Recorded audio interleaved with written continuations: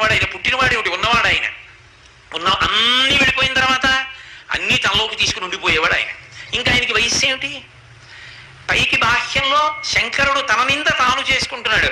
చిన్నారులలోన చిన్నవాడందుమా ఏనాటి వాడుకో ఎరుకలేదు, ఆకారమనాథుడు వలె మీటియందుమా ఆకారమిట్టిదో అరయరాదు.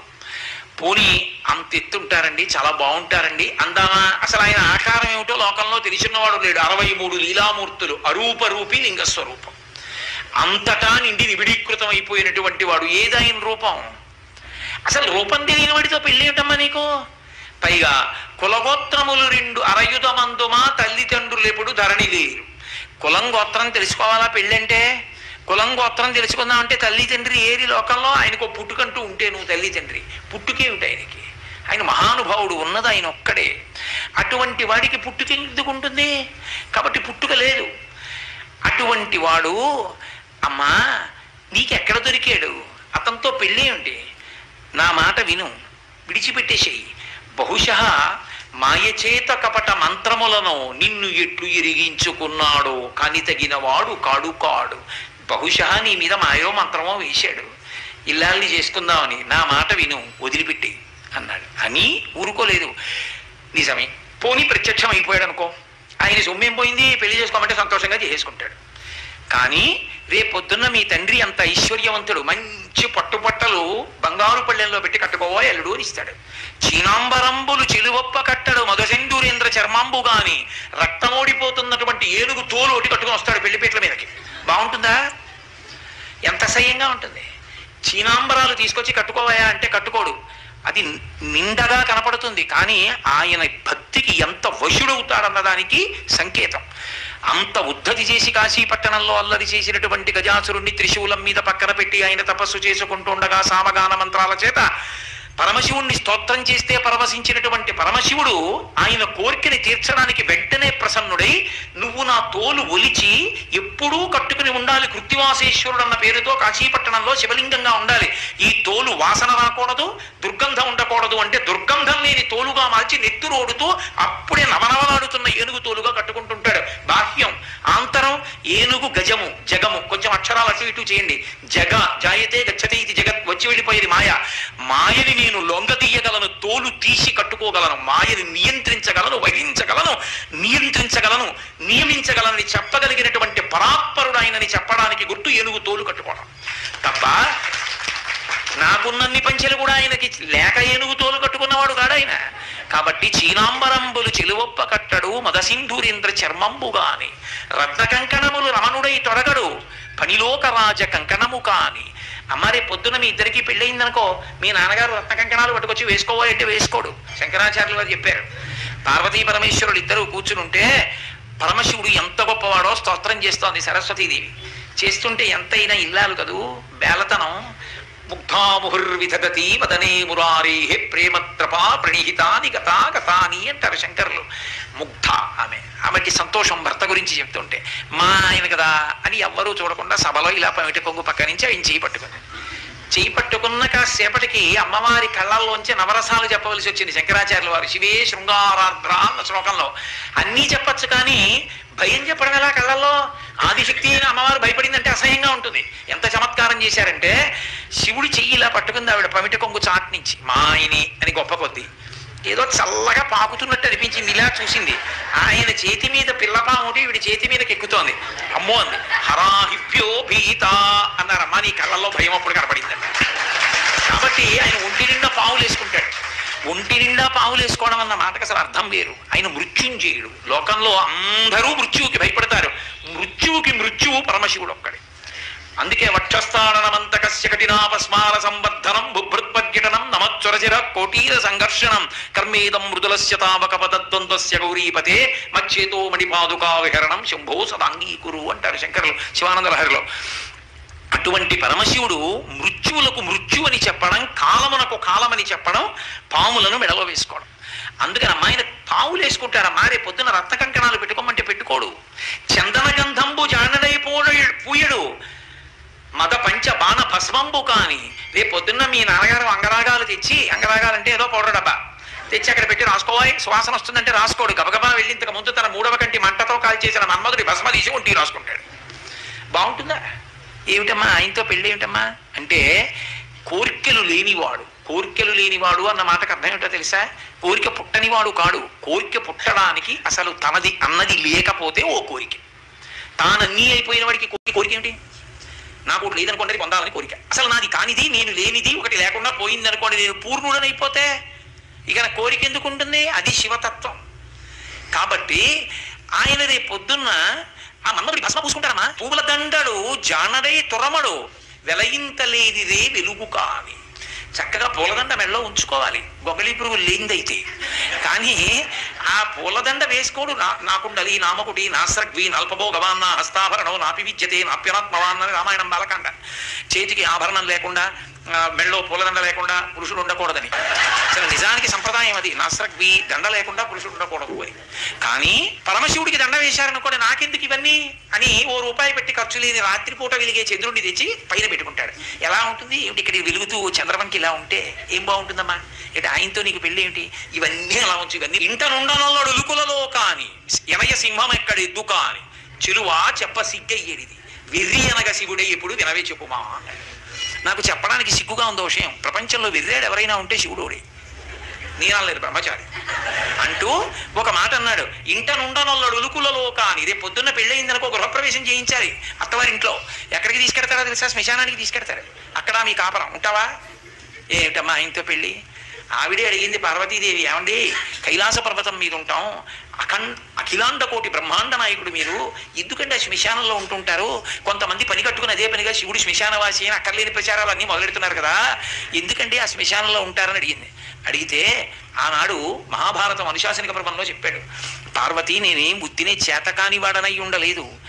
బ్రతికున్న నాళ్ళు అక్కడికెడదాం ఇక్కడికెడదామని పని లేకపోయినా షికార్లు తిరిగి నేను ఇంతటి వాణ్ణి అని గుండెల మీద చెయ్యేసుకుని ఇంత గర్వించి మా ఆవిడ మా పిల్లలు మా అన్నయ్య మా తమ్ముడు మా స్నేహితులు ఇంతమందిని చూపించిన వాడు ప్రాణం పోయిన తర్వాత ఎండు కర్రల మీద పడుకోబెట్టి తాడుతో కట్టేసి ఒంటి మీద కేవలం అత్యంత చవకబారు వస్త్రం ఒకటి పెట్టి పాడి మీదకి తీసుకెళ్లేటప్పుడు ఆ బట్ట కూడా తీసేసి కట్టెల మీద పడుకోబెట్టి ఇంధనం పోసి కర్త వచ్చి అగ్నిహోత్రం వెలిగిస్తే తల దగ్గర నుంచి కాలుతూ వచ్చేసి తల బద్దలైపోయిన తర్వాత కాళ్ళు అరికాళ్ళలోంచి నెత్తురు ముద్దలు ముద్దలుగా పైకొస్తుంటే పెద్ద కాడ పట్టుకుని కాళ్ళు పైకెత్తి వెనక్కి పారేస్తే నా ఒళ్ళు అనుకుని మురిసిపోయిన వాడు కట్టెలలో కాలిపోతుంటే జీవుడు పైకి లేచి చీకటి పడుతోందని వచ్చిన వాళ్ళందరూ స్నానం చేసి వెళ్ళిపోతే ఒక్కడే ఉండిపోయానని బెంగ పెట్టుకుని ఏడుస్తుంటే నేనున్నానని ఓదార్చడానికి ఉన్నాను.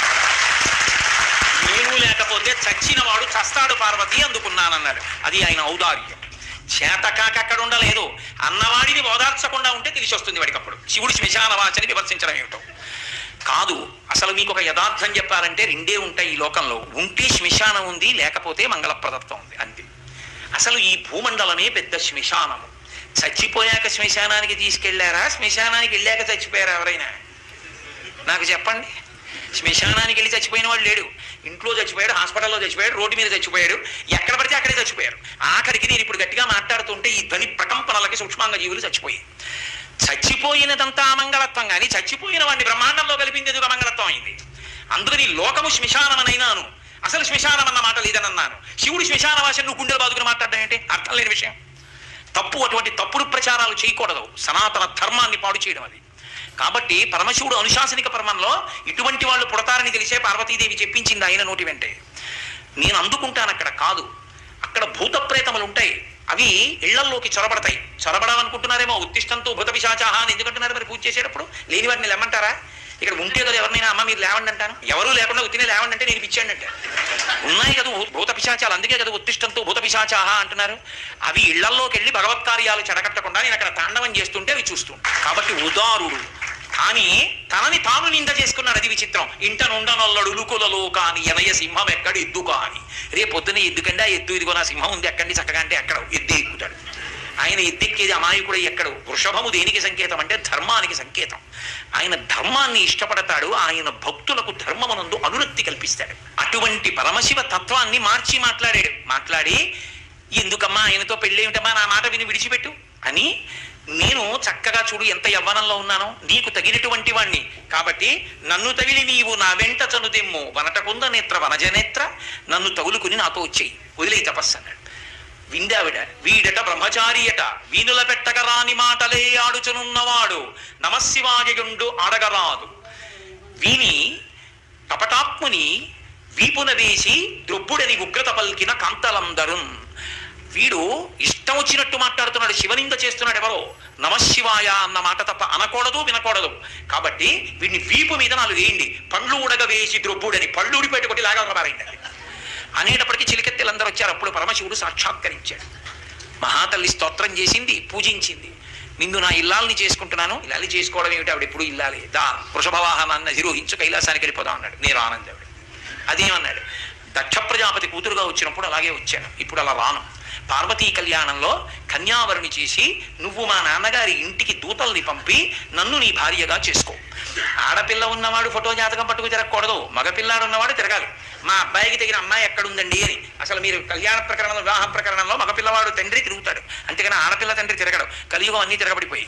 కాబట్టి నువ్వు దూతల్ని పంపు అంది. సరే అలాగే పంపుతానన్నాడు. సప్తర్షుల్ని పిలిచాడు, అరుంధతీదేవిని పిలిచాడు. మీరు వెళ్ళండి, పార్వతీదేవి యొక్క క్షేమవార్తని కనుక్కోండి, నాకు తగిన ఇల్లాలు అని చెప్పి ఆవిడ్ని నా భార్యని చెయ్యండి అని చెప్పి అందరికీ చెప్పి అరుంధతీదేవిని మాత్రం ఒక్కదాన్ని పిలిచి ఒక మాట అన్నాడు.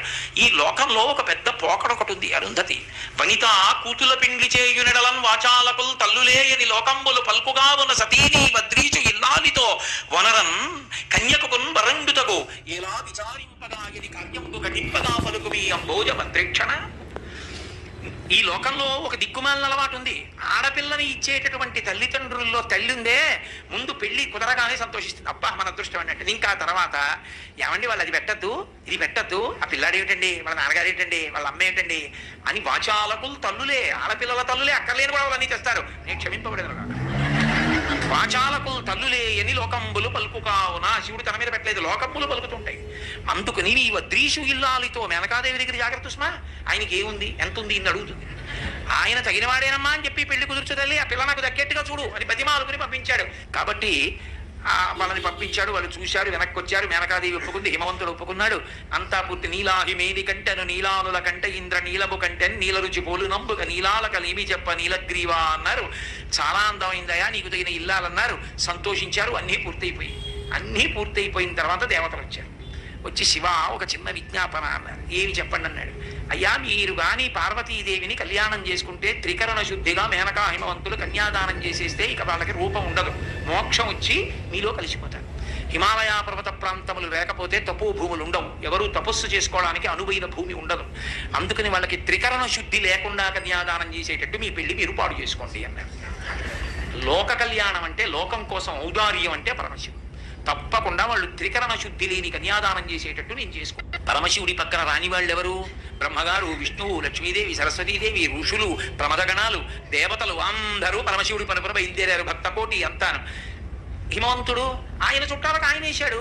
ఆయన చుట్టారు ఎవరుంటారు? అరుణాచలం, వెంకటాచలం, అంజనాద్రి, నీలాద్రి, గరుడాద్రి, వీళ్ళకి వేస్తూ పుత్రమిత్ర సపరివారముగా రమ్మని వేశాడు. పర్వతాలకి కూతుళ్ళు ఎవరు? నదులు. నదులకి భర్తలు ఎవరు? సముద్రాలు. అందుకని అల్లుళ్ళు. కాబట్టి సముద్రాలు, నదులు, క్రూర మృగాలు, సాధు మృగాలు, పర్వతాలు, పర్వతాల మీద ఉండే చెట్లు, చామలు, శలయేళ్లు ఇన్ని బయలుదేరి. ఇవన్నీ హిమాలయాలకు వెళ్ళిపోయాయి. పరమశివుడు పనుపున అందరూ హిమాలయాలకు వెళ్ళిపోయారు. వెళ్ళిపోయిన తర్వాత పెళ్లికి తెల్లవారుజామున బయలుదేరింది ఊరేగింపు. ఎక్కడి నుంచి? కైలాస పర్వతం దగ్గర నుంచి వస్తున్నారు. గవాక్షంలో నిలబడింది మేనకాదేవి నారదుడితో కలిసి. ఒక్కొక్కళ్ళు వస్తున్నారు. అబ్బా వెలిగిపోతున్నాడు, ఆయనేనా మా అల్లుడంది. కాదమ్మా సూర్యుడు, దిక్పాలకుల్లో ఒకడు. ఆ వెనక వస్తున్నాడు. ఎవరో బాబాయ్ నల్లగా ఉన్నాడు, దున్నపోతే మీరు ఆయన ఎవరా? మీ అల్లుడు కాదు, బెంగపెట్టుకోకు, యమధర్మరాజు గారు. ఆ వెనకాల అబ్బా చల్లగా ఎంత బాగున్నాడో, ఎవరు? చంద్రుడు, మీ అల్లుడు కాడు. ఈయనెవరోనయో చాలా అందంగా ఉన్నాడు, ఎర్రగా ఉన్నాడు, కాంతులీనుతున్నాడు. బ్రహ్మగారు, మీ అల్లుడి దగ్గర పురోహితుడు, మా పెళ్లి చేయడానికి వచ్చే బ్రహ్మగారు ఆయన మీ అల్లుడు కాదు. ఓ అలాగా. ఇతను ఎవరో? నీలమేఘశ్యాముడు, చాలా అందంగా ఉన్నాడు, శాంతాకారం, భుజగచైనం, పద్మనాభం, సురీషం. అమ్మ ఆయనకి మీ అల్లుడికి భేదం చెప్పకూడదు, కానీ ప్రస్తుతం మీ అల్లుడు కాడు. ఆయన వెళ్ళిపోయాడు. ప్రదోష వేళ అయిపోయింది. రాడు.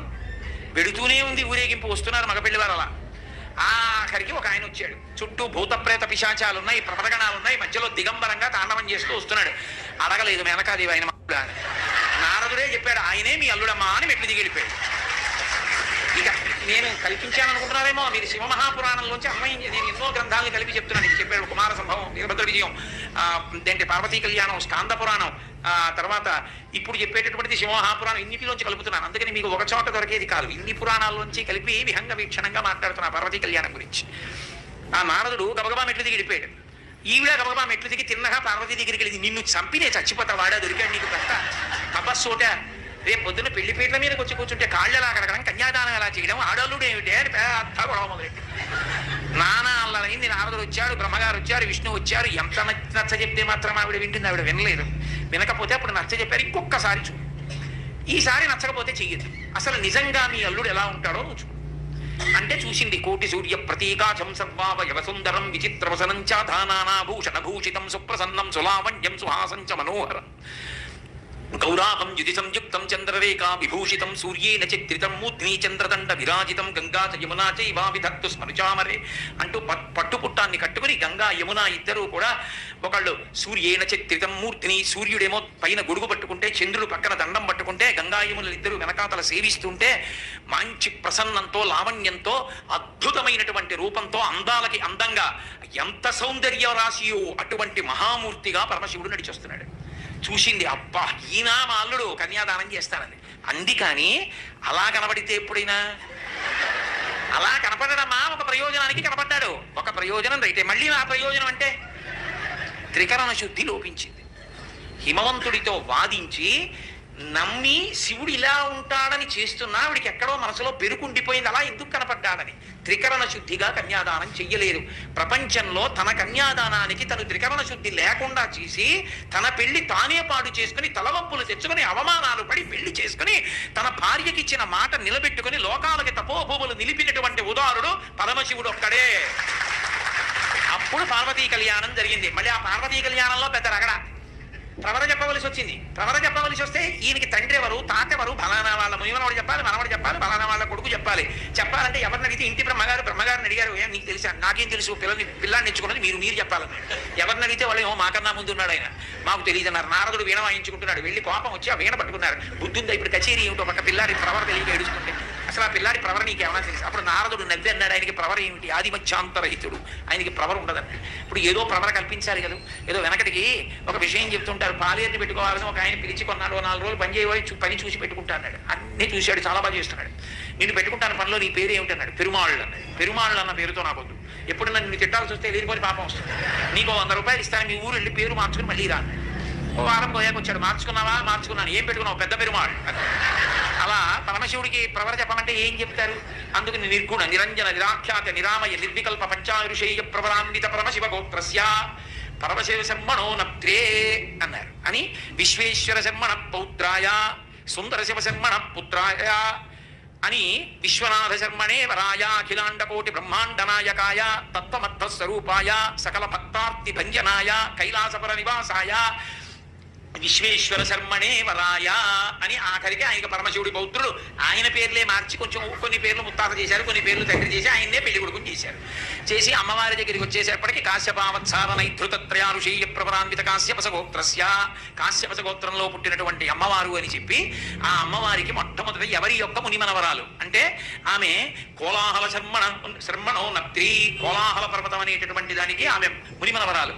అలాగే త్రికూటాచల పర్వతం, అలాగే హిమవత్ పర్వతం, హిమవంతుడి యొక్క పుత్రి, తత్వమర్థ స్వరూపిణి, మహాలక్ష్మీ రూపిణీం కన్యాం అని చెప్పి పార్వతీదేవిని కన్యాదానం చేయించి పార్వతీ పరమేశ్వర కళ్యాణాన్ని పూర్తి చేశారు. ఈలోగా శ్రీ మహావిష్ణువు పరిగెత్తుకొచ్చి అయ్యో ఉపద్రవం జరిగింది. స్వామీ శంకర కంకణోరగపతి సంపూజ్య బృందారక కామధ్వంసక ఎల్లలోకములు మీ కళ్యాణము చూడస ప్రేమం చనుదించియుండుటను చేసి మహావ్రేగై పరంభోర్వక ఈ ధరణీ చక్రము కృంగే సమతం పొందించి రక్షింపవే అన్నాడు. పర్వతాలు, సముద్రాలు, నదులు ఇన్నొచ్చేసాయి, దేవతాగణాలు వచ్చేసాయి, భూమి కుంగిపోతోంది. మీ కళ్యాణానికి ఇంతమంది రావడంలో అటు బరువు తగ్గింది, ఇటు బరువు ఎక్కువైంది, అయ్యా ఈ భూమిని రక్షించండి అన్నారు. వెంటనే అగస్త్య బ్రహ్మని పిలిచి, మహానుభావ అంతటి శక్తివంతుడివి నువ్వు దక్షిణ దేశానికి వెళ్ళిపోతే ఈ భూమండలం నిలబడుతుందని అగస్త్యుణ్ణి దక్షిణ దేశానికి పంపించారు. అక్కడతో భూమి సమత్వాన్ని పొందింది. పార్వతీ పరమేశ్వరుల యొక్క కళ్యాణం పూర్తయింది. ఆ తల్లిదండ్రులైనటువంటి పార్వతీ పరమేశ్వరులని కళ్యాణ వేదిక మీద ఎవరు చూస్తారో అక్షరం మనం పోసుకున్నాం అనుకోండి, ప్రజా మేకామ సమృజ్యతాం, యజ్ఞో మేకామ సమృజ్యతాం, శ్రియో మేకామ సమృజ్యతాం అని అడుగుతాం. నాకు ఐశ్వర్యము కలుగుగాక, సంతానము కలుగుగాక, అలాగే యజ్ఞములు చేసేటటువంటి అధికారము కలుగుగాక, నాకు అటువంటి అదృష్టము కలుగుగాక అని. పార్వతీ పరమేశ్వరులు కళ్యాణం చేసుకున్నప్పుడు ఒండుల యొక్క శిరస్సుల మీద పోసుకున్నటువంటి శ్వేతాక్షతల్ని